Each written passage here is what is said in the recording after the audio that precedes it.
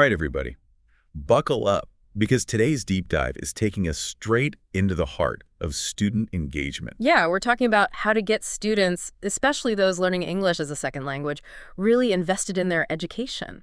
We stumbled upon this fascinating case study. It's called E-Tasks, and it all went down at Abu Dhabi Men's College. And this wasn't just some small experiment either. Oh, really? No. Abu Dhabi Men's College is actually part of something much bigger. It's part of the Higher Colleges of Technology system, Okay.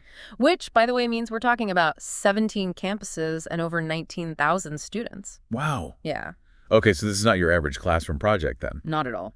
And again, I guess the stakes are pretty high when English is the language of instruction for every single course.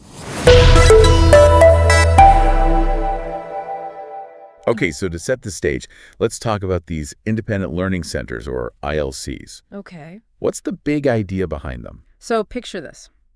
A dedicated space packed with resources and staffed with expert educators, all there to support independent learning.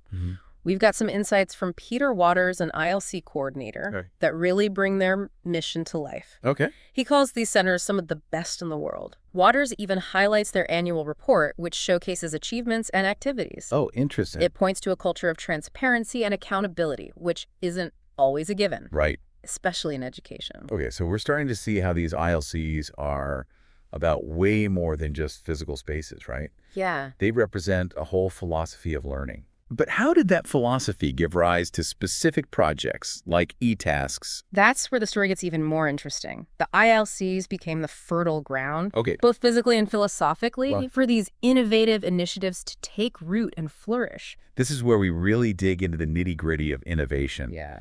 We've got English teacher Sheila Andon, Mm-hmm. and you guessed it, Peter Waters back in 2002, teaming up to create e-tasks. Oh. But it wasn't all smooth sailing from the get-go, was it? You're right, there were some bumps along the way. Yeah. The idea itself was pretty straightforward, pretty simple. Give students additional English practice online, Okay. outside of their regular coursework. Okay. Sounds good in theory. Right. Yeah. But the initial rollout, this was back in the summer of 2002, Okay. didn't quite go as planned. So what happened? Did they just, throw a bunch of links and worksheets at the students and just hope for the best? Essentially, yeah, that was a big part of the problem. They created this platform. It had links to all these different English learning websites. Okay. And they tacked on a discussion board for good measure. That Yeah. was going to be the thing. Right. But they made this kind of critical assumption What's that? that students would just kind of organically just engage with it. You mean beyond the whole homework reaction? Precisely, yeah. They thought just the novelty of online learning, Right. that would be enough to really spark some interest. But turns out it's not quite how motivation works. Especially when we're talking about extra work on top of an already demanding course load. So what happened? Did anyone actually use this thing? Not really. It was pretty much a ghost town. Ouch. So what did they do? Just scrap the whole thing and go back to textbooks? Surprisingly, no. They actually went back to the drawing board. Yep. Okay. Really tried to understand why the first version flopped. Yeah. And this is where it gets kind of interesting. They didn't just tweak a few things here and there. Okay. They completely overhauled the entire e-task approach. Okay. I'm intrigued. Tell me more about eTask 2.0. What did they change? Well, they realized that just giving students a bunch of resources, just throwing it at them, wasn't enough. Right. Students needed something more. They needed structure, guidance. So instead of just a digital free-for-all, they gave it some shape. Exactly. They organized the online activities into a clear 16-week schedule, which lined up perfectly with this semester. So it felt like kind of a natural extension of their coursework. Right, exactly. Not just some random extra thing tacked on. Right. And here's the really clever part. Okay. They broke down each week's activities Okay. into manageable chunks, Okay. each one designed to take no more than 15 minutes. 15 minutes? That's what? The length of a coffee break? Exactly. The idea was to make it something that students could easily fit into their day, Right. even if they only had a few minutes to spare. Right. Right. And it was really smart. It played into the psychology of procrastination. Oh, how so? Well, by breaking down these larger tasks into bite-sized pieces, it suddenly made the whole thing seem less daunting, Right. less overwhelming. It's like the difference between saying, like, I'm going to clean the entire house Yes. versus I'm going to spend 15 minutes tidying up the kitchen. Exactly. One just feels impossible, and the other one you're like, okay, I can do that. Right, exactly. And they didn't stop there. They also addressed the lack of clarity from that first version. Okay. This time around, students got crystal clear instructions for each task. No more guessing games about what they're supposed to do or how to do it. Exactly. And to really drive the point home, Yeah. they made e-tasks a mandatory part of the course grade. Interesting. Okay. So instead of it being this optional thing that students could just ignore, Yeah, it became like integral to their success in the course. exactly. Yeah. And you know what? Yeah. It worked. Okay, you've piqued my curiosity. Spill the beans. How much of a difference did these changes actually make?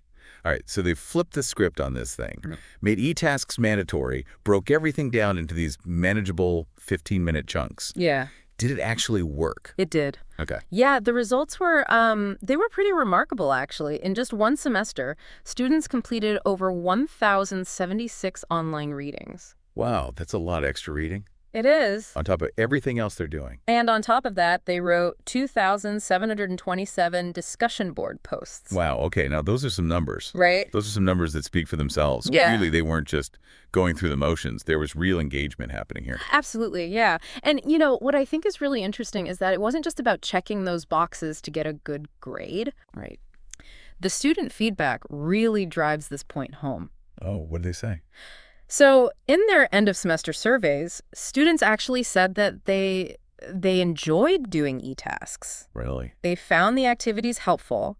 And get this, a lot of them actually asked for more. Wow, that's amazing. It's not every day you hear students begging for more homework. Right. So this wasn't just some like flash in the pan success story. No, not This actually like went somewhere. It did. Over the next few years, e-tasks was actually adopted by a bunch of other colleges within the HCT system. Okay. And eventually it ended up reaching over 4,600 students. So they took this from a single experiment to a system-wide initiative. Yeah, That's impressive. it's pretty cool. It sounds like this really resonated, not just at Abu Dhabi Men's College, but beyond.